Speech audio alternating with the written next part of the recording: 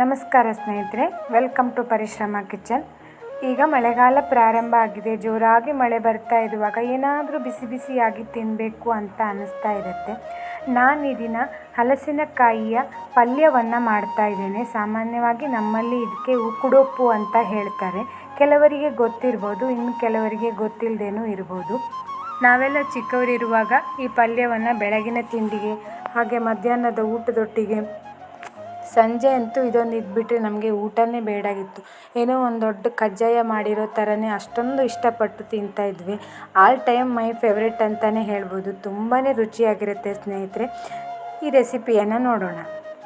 ನಾನಿಲ್ಲಿ ಮೊದಲಿಗೆ ಹಲಸಿನಕಾಯಿಯ ಸೊಳೆಗಳನ್ನು ಬಿಡಿಸಿ ಸಣ್ಣದಾಗಿ ಹೆಚ್ಚಿ ಇಟ್ಕೊಂಡಿದ್ದೀನಿ. ಇದಕ್ಕೆ ಈಗ ಒಂದು ಒಗ್ಗರಣೆಯನ್ನು ಹಾಕಲಿಕ್ಕಿದೆ. ಒಗ್ಗರಣೆಗೆ ಒಂದು 5ರಿಂದ 6 ಚಮಚ ಆಗುವಷ್ಟು ತೆಂಗಿನ ಎಣ್ಣೆ, ಹಾಗೆ ಒಂದು ಅರ್ಧ ಚಮಚ ಸಾಸಿವೆ, 1 ಚಮಚ ಆಗುವಷ್ಟು ಉದ್ದಿನಬೇಳೆ. ಇಲ್ಲಿ ಎಣ್ಣೆ ಸ್ವಲ್ಪ ಹೆಚ್ಚಾಗಿರಲಿ. ಖಾರಕ್ಕೆ 4ರಿಂದ 5 ಹಸಿಮೆಣಸನ್ನು ಸಣ್ಣದಾಗಿ ಹೆಚ್ಚಿ ಹಾಕಿದ್ದೇನೆ. 2 ಕಡ್ಡಿ ಆಗುವಷ್ಟು ಕರಿಬೇವು. ಇವೆಲ್ಲವನ್ನು ಹುರಿದು ಆದಮೇಲೆ ಇದಕ್ಕೆ ಸಣ್ಣದಾಗಿ ನಾನಿಲ್ಲಿ 2 ಈರುಳ್ಳಿಯನ್ನು ಈ ರೀತಿ ಹೆಚ್ಚಿ ಹಾಕಿದ್ದೇನೆ. ಮೀಡಿಯಮ್ ಉರಿಯಲ್ಲಿ ಇವೆಲ್ಲವನ್ನು ಹುರಿದುಕೊಳ್ಬೇಕು.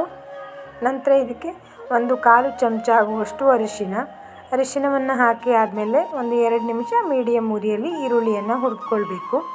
ಈರುಳ್ಳಿಯ ಕಲರು ಚೇಂಜ್ ಆದಮೇಲೆ ಮುಂಚೆನೇ ನಾನಿಲ್ಲಿ ಹಲಸಿನಕಾಯಿಯ ಹೋಳುಗಳನ್ನು ಇಲ್ಲಿ ಸಣ್ಣದಾಗಿ ಹೆಚ್ಚಿ ಇಟ್ಕೊಂಡಿದ್ದೆ. ಒಗ್ಗರಣೆಯೊಟ್ಟಿಗೆ ಇದನ್ನು ಸೇರಿಸಬೇಕು. ಚೆನ್ನಾಗಿ ಒಂದು ಸರಿ ಮಿಕ್ಸ್ ಮಾಡಿ. ಈ ರೀತಿಯಲ್ಲಿ ಮೀಡಿಯಮ್ ಉರಿಯಲ್ಲೇ ಇರಲಿ. ಇದಕ್ಕೆ ನೀರನ್ನು ತುಂಬ ಜಾಸ್ತಿ ಹಾಕೋದೆಲ್ಲ ಬೇಡ. ಅಂದರೆ 1/4 ಕಪ್ ಆಗುವಷ್ಟು ನೀರನ್ನು ಮೇಲ್ಗಡೆಯಿಂದ ಹಾಕಿದರೆ ಸಾಕು. ನೋಡಿ, ಹಾಗೆ ಮಧ್ಯ ನೋಡ್ತಾ ಇರಬೇಕು.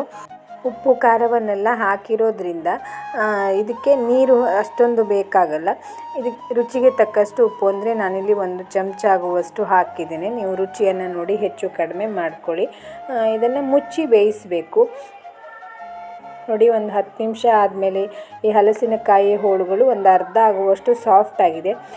ಈ ಪಲ್ಯವನ್ನು ಮಾಡಲಿಕ್ಕೆ ಹಲಸಿನಕಾಯಿ ಫ್ರೆಶ್ ಆಗಿರಬೇಕು, ಅಂದರೆ ಹಣ್ಣಾಗಿರಬಾರ್ದು. ತಕ್ಷಣ ಕೊಯ್ದಾಗಲೇ ಮಾಡಿದ್ರೆ ರುಚಿಯಾಗಿರುತ್ತೆ. ಮತ್ತು ಪುನಃ ಮುಚ್ಚಿ ಒಂದು 5 ನಿಮಿಷ ಬೇಯಿಸ್ಕೊಳ್ಳಿ. ಮಧ್ಯ ನೋಡ್ತಾ ಇರಿ. ನೋಡಿ, ಈಗ ಚೆನ್ನಾಗಿ ಸಾಫ್ಟ್ ಆಗಿದೆ, ಬೆಂದಿದೆ. ಇದು ತುಂಬ ಬೆಳೆದಿರೋದಾದರೆ ಬೇಗನೆ ಆಗುತ್ತೆ. ಇದು ಹುಳಿಗೆ ನಾನಿಲ್ಲಿ 1 ಕಡಿ ಆಗುವಷ್ಟು ಲಿಂಬೆಹಣ್ಣನ್ನು ಹಾಕ್ತಾಯಿದ್ದೀನಿ. ಹಾಗೆ 1/4 ಕಪ್ ಆಗುವಷ್ಟು ತೆಂಗಿನಕಾಯಿ ತುರಿಯನ್ನು ಹಾಕಿ ಪುನಃ ಮತ್ತೊಮ್ಮೆ ಮಿಕ್ಸ್ ಮಾಡಿ ಸರ್ವ್ ಮಾಡಿದರೆ ಆಯಿತು. ಇದನ್ನು ಬೆಳಗಿನ ತಿಂಡಿಗೆ, ಮಧ್ಯಾಹ್ನದ ಊಟದೊಟ್ಟಿಗೆ, ಸಂಜೆ ಟೀ ಟೈಮ್ ಸ್ನ್ಯಾಕ್ಸ್ ಅಂತ ಆ ಟೈಮಲ್ಲೂ ಕೂಡ ತಿನ್ಬೋದು. ತುಂಬಾ ರುಚಿಯಾಗಿರುತ್ತೆ ಸ್ನೇಹಿತರೆ. ಕೆಲವರು ಇದಕ್ಕೆ ಬೇಳೆಗಳನ್ನೆಲ್ಲ ಹಾಕಿ ಎಲ್ಲ ಮಾಡ್ತಾರೆ. ನಾನು ತುಂಬ ಸಿಂಪಲ್ಲಾಗಿ ನಮ್ಮಲ್ಲಿ ಯಾವ ಥರ ಮಾಡ್ತಾರೋ ಹಾಗೆ ಮಾಡಿ ತೋರಿಸಿದ್ದೇನೆ. ಖಂಡಿತ ನೀವು ಒಮ್ಮೆ ಟ್ರೈ ಮಾಡಿ ನೋಡಿ. ಇನ್ನೊಂದು ರುಚಿಯಾದ ಅಡಿಗೆ ವಿಧಾನದೊಂದಿಗೆ ಮತ್ತೆ ಬರ್ತೀನಿ. ಅಲ್ಲಿಯವರೆಗೂ ಪರಿಶ್ರಮ ಕಿಚನಿನ ಎಲ್ಲ ರೆಸಿಪಿಯನ್ನು ನೋಡಿ ಯಾವುದಾದ್ರೂ ಇಷ್ಟ ಆಯಿತು ಅಂತ ಅಂದರೆ ಖಂಡಿತ ಟ್ರೈ ಮಾಡಿ ನೋಡಿ. ಧನ್ಯವಾದಗಳು.